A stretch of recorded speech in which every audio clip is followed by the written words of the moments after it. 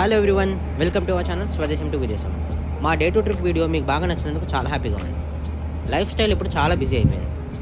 ఒక సైడ్ ఇక్కడ పనులు చూసుకుంటూ ఇంకో సైడ్ మీతో కనెక్ట్ అయి ఉండడానికి చాలా ట్రై చేస్తున్నాం.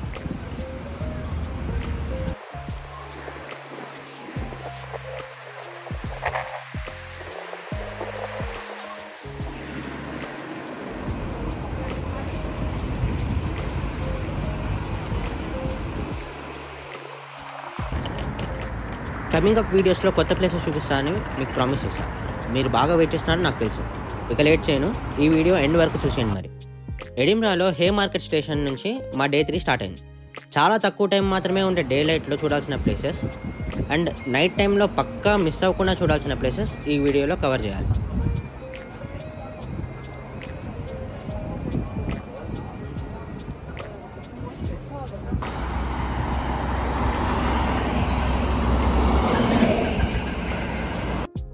ఫస్ట్ మేము జార్జ్ హెరియట్ స్కూల్కి వెళ్ళాం. మళ్ళీ చదువుకోవడానికి కాదు, హ్యారీ పాటర్ మూవీలో వాళ్ళకి ఫస్ట్ ఫ్లయింగ్ లెసన్స్ షూటింగ్ చేసింది ఇక్కడే. ఎంతో ఆశతో అక్కడికి వెళ్తే విజిటర్స్ నాట్ అలౌడ్ అన్నారు. కొందరు ఎవరికి తెలియకుండా మార్కెట్ కింద నుంచి దూరిపోయారు. మనకేమో పద్ధతి ఎక్కువ కదా. సెక్యూరిటీ గార్డ్ దగ్గరికి వెళ్ళి అంకుల్ లోపలికి వెళ్ళాలి అన్న. క్లియర్గా కుదరదు బాబు అన్నాడు. కొంచెం రిక్వెస్ట్ చేశా కానీ పని అవ్వలేదు. ఆఖరికి స్కూల్ అడ్మిన్ వాళ్ళకి కాల్ చేసి పర్మిషన్ అడిగారు. 5 minutesలో ఒక వీడియో తీసుకొస్తా అని చెప్పారు. వీడియో తీసినట్టు ఎవరికి తెలియదని కూడా అన్నా. అయినా సరే పని అవ్వలేదు. ఇక చాలా డిసప్పాయింట్మెంట్తో స్కూల్ ఫ్రంట్ ఎంట్రన్స్ నుంచి ఒక ఫోటో తీసుకొని వచ్చేసా. ఎలా అయినా సరే లోపలికి వెళ్ళాలి. అదృష్టం బాగుంటే నా కొడుకుని జాయిన్ చేయడం కోసం అయినా సరే వెళ్తా. అప్పుడు చూస్తే ఎవరు ఆపుతారు. నెక్స్ట్ మేము గ్రేవ్యార్డ్ కిర్క్యార్డ్కి వెళ్ళాం. ఇక్కడ ఒక ట్విస్ట్ ఉంది, జాగ్రత్తగానండి. ఇక్కడ గ్రేవ్యార్డ్ బాబీ గ్రేవ్ చాలా ఫేమస్. జాన్ గ్రే అని ఒక నైట్ వాచ్మెన్ పెట్టది. ట్యూబర్క్లోసిస్తో అతను చనిపోతే తన గ్రేవ్ దగ్గర ఇది 14 years ఎక్కడికి కదలకుండా, ఎవరు ఏమి ఇచ్చినా తీసుకోకుండా, ఆఖరికి షెల్టర్ కట్టించినా యూజ్ చేసుకోకుండా ఉంది. కొంతకాలానికి చనిపోయింది.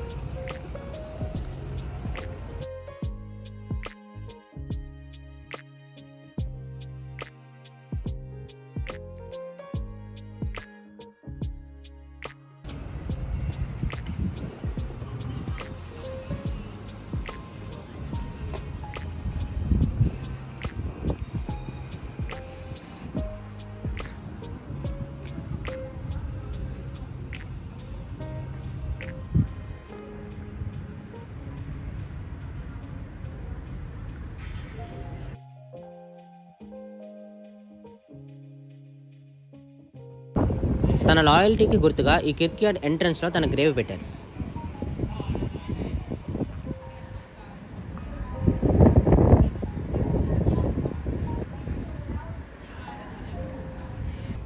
అది సరే కానీ ఇక్కడికి ఎందుకు వెళ్ళామని ఆలోచిస్తున్నారు కదా. జేకే రౌలింగ్ హ్యారీ పాటర్లో లీడ్ క్యారెక్టర్స్ని ఇక్కడి నుంచే రిఫరెన్స్ తీసుకున్నారు. బేసిక్గా ఈ రైటర్స్కి ఏదో విచిత్రమైన మైండ్ సెట్ ఉంటుంది. పీస్ ఆఫ్ మైండ్ కోసం ఎక్కడికైనా వెళ్ళిపోతారు, ఏదైనా చేసేస్తారు. కొన్ని చాప్టర్స్ బల్మరాల్ హోటల్లో రాశారు, కొన్ని ఏమో ఎలిఫెంట్ కెఫేలో రాశారు, కొన్ని ఏమో ఈ గ్రేవ్యార్డ్లో రాశారు.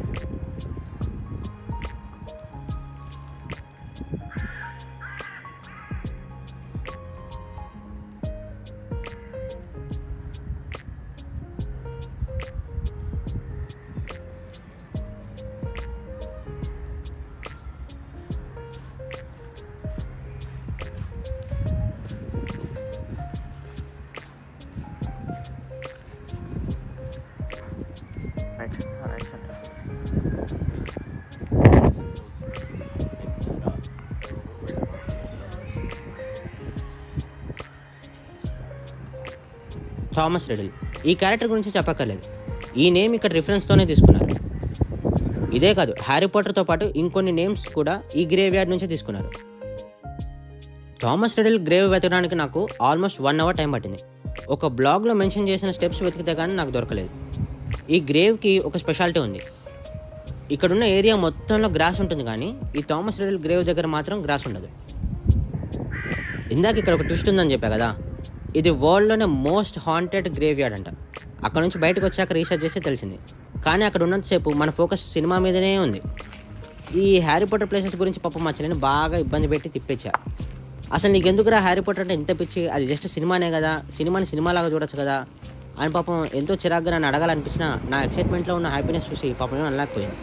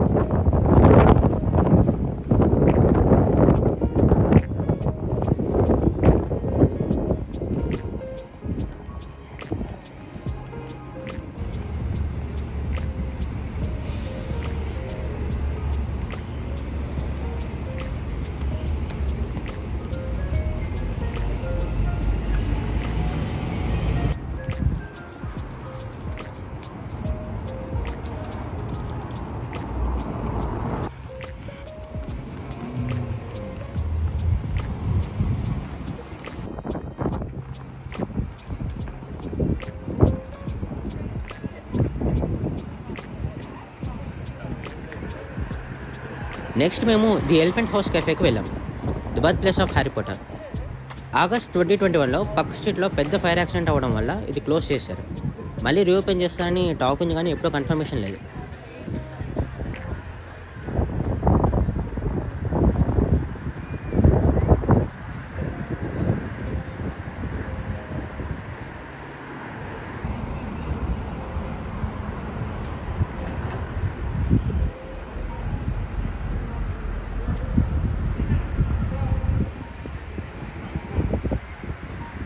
నైట్ టైం చూడాలనుకున్న ప్లేస్కి వెళ్ళే ముందు ఒకసారి విక్టోరియా స్ట్రీట్ని డే లైట్లో చూడాలనుకున్నాం.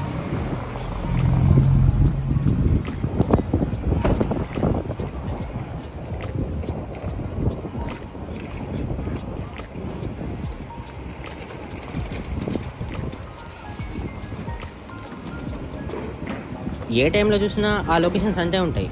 మన ఎక్సైట్మెంట్ వల్ల అవి అంత అందంగా కనిపిస్తాయి, చూసే కొద్దీ చూడాలనిపిస్తుంది. ఈ డే 3 ట్రిప్లో ఇంకో అడ్వెంచర్ అవుతుందని మేము ఆ మూమెంట్లో ఎక్స్పెక్ట్ చేయలేదు.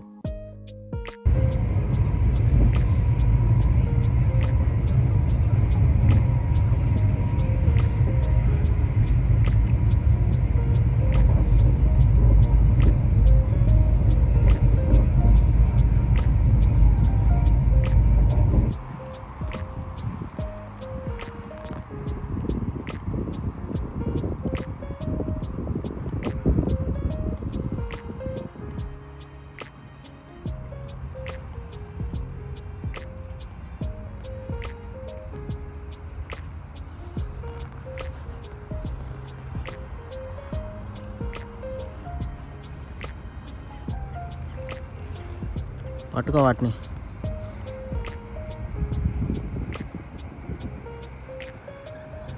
పట్టుకోరా.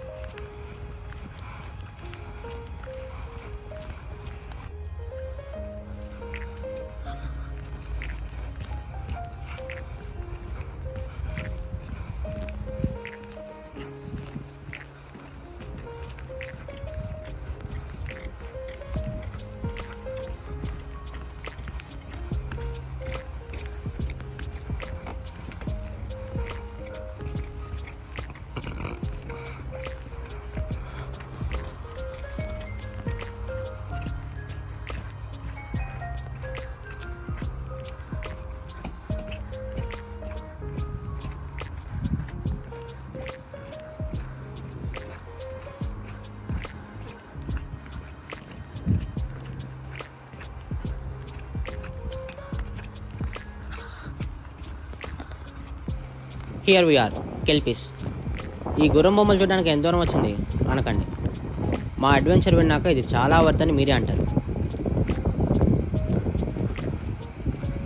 ఫాల్కన్ ఫుట్బాల్ స్టేడియం ఆపోజిట్లో హెలిక్స్ అనే ఒక పార్క్ ఉంది. అందులో క్యారన్ రివర్ దగ్గర ఈ స్కల్ప్చర్స్ ఉంటాయి.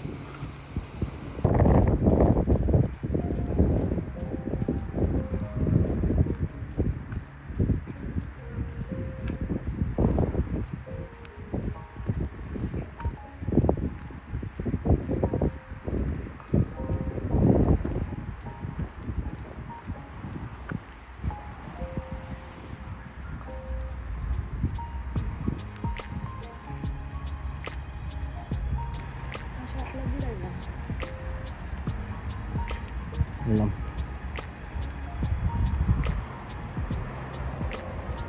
ఇందులోకా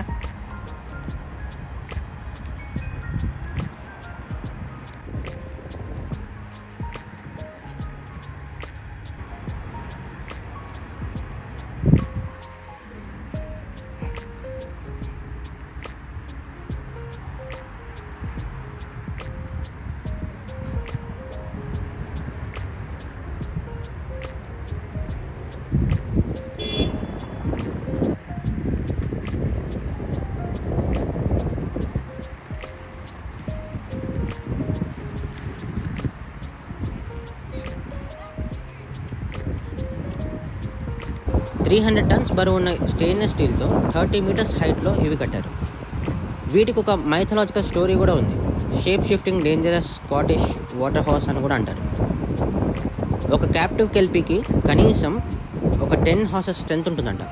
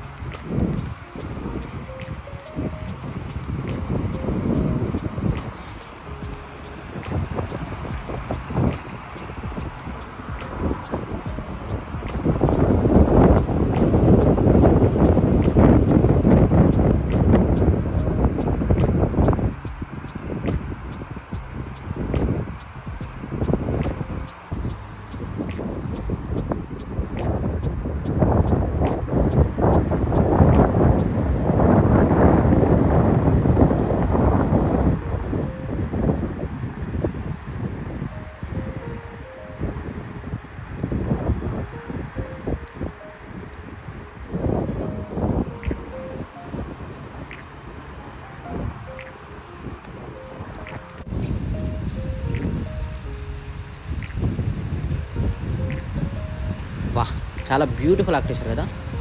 ఇక్కడితో మా డే 3 లిస్ట్ అయిపోయింది. ఇంటికి వెళ్దామని రిటర్న్ స్టార్ట్ అయ్యాము. యాక్చువల్గా వచ్చేటప్పుడు బస్ స్టాప్ దిగి లోపలికి 2.5 కిలోమీటర్స్ నడుచుకుంటూ వస్తే కానీ ఇవి కనపడవు. రిటర్న్ వెళ్ళేటప్పుడు అసలు లేక్ రాలేదు. హాఫ్ డిస్టెన్స్ సేమే ఉంది, కానీ ఇదంతా ఏదో వింత రూట్లోంచి తీసుకెళ్తుంది అని డౌట్ కొట్టింది. అదే టైంకి పెద్ద వర్షం, చల్లటి గాలి ఏదో పాత బ్రిడ్జ్ కింద నుంచి తీసుకెళ్ళింది. బురద, దారి కనిపించట్లేదు. వీళ్ళకి ఎక్కడ లేని సేవింగ్స్ అన్నీ అవుట్స్కట్స్లోనే గుర్తొస్తాయి. స్ట్రీట్ లైట్స్ లేవు, మనుషులు లేరు. వీళ్ళ దారి కరెక్టే అని తెలుస్తుంది, కానీ రూటే బాగాలేదు. మ్యాప్ హ్యాండ్ ఇచ్చేసిందేమో అనుకున్నాం. ఎవరైనా కనిపిస్తే బాగుండు అని ఎక్స్పెక్ట్ చేస్తున్న టైంకి ఒకరు సైకిల్ మీద వచ్చారు. వాళ్ళని ఆపితే చేర్స్ అంటున్నాడు. అరే చేర్స్ కాదురా నాయనా, ఇట్లా మా సిచ్యువేషన్ తప్పిపోయామేమో ఒకసారి చూడు అదే అంటే, కంగారు పడకండి, కరెక్ట్ రూటే ఇది, ఇక్కడ మీరేం తప్పుకోరు, అంతా అసలు ఉన్నది ఒకటే రూట్ ఇది. రిటర్న్ వెళ్ళాలంటే ఎవరైనా ఇటే వెళ్ళాలి, నాతో పాటు వచ్చేసేయండి అని చెప్పి అతను కూడా మాతో పాటు వర్షంలో తడుస్తూ దారి చూపించడానికి వచ్చాడు. ఆ కొంచెం దూరమే చీకటి ఉంది. పక్కనే ఫుట్బాల్ స్టేడియం, ఆ స్టేడియం బయటే బస్ స్టాప్. బస్ ఎక్కి రైల్వే స్టేషన్ వెళ్ళిపోయాము. ఆ పార్క్ బయట జస్ట్ 3 స్ట్రీట్ లైట్స్ పెట్టి ఉంటే అసలు ఇంత గోల్ ఉండేది కాదు. సో మీరు ఎక్కడికైనా వెళ్తే మాత్రం కంగారు పడకుండా కొంచెం జాగ్రత్తగా ముందుకెళ్ళి చూడండి, ఏం పర్లేదు. మా అడ్వెంచర్ మీకు నచ్చింది కదా, అయితే ఈ వీడియో కూడా మీకు నచ్చింది. ఇక లేట్ చేయకుండా మీ కాంటాక్ట్స్లో షేర్ చేసేయండి. నెక్స్ట్ వీడియోలో ఇంకొన్ని ప్లేసెస్ చూపిస్తా, అది చాలా ఎక్సైటింగ్గా ఉంటుంది. Keep supporting us. Swadesam to Videsam. Bye.